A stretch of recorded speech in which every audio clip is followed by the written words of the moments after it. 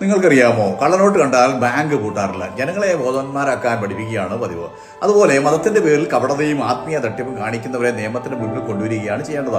അല്ലാതെ മതസ്ഥാപനത്തെ അറുക്കുകയല്ല. മതത്തിന്റെ പേരിൽ സംസാരിക്കുന്ന എല്ലാവരും സത്യത്തിന്റെ വക്താക്കളാണ് നിങ്ങൾ ധരിക്കുന്നത്. ദൈവത്തിന്റെ പേരിൽ സംസാരിക്കുന്നവരും ദൈവത്തിന്റെ വഴിയിലായിരിക്കണമെന്നില്ല. യഥാർത്ഥ ശുശ്രൂഷകൻ സത്യത്തെ ഭയപ്പെടുകയില്ല. കള്ളന്മാരാണ് സത്യത്തെയും അതുപോലെ പരിശോധനയെയും ഭയപ്പെടുന്നത്.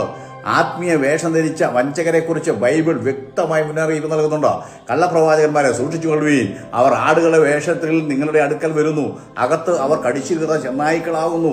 അവരുടെ ഫലത്താൽ നിങ്ങൾ അവരെ അറിയും.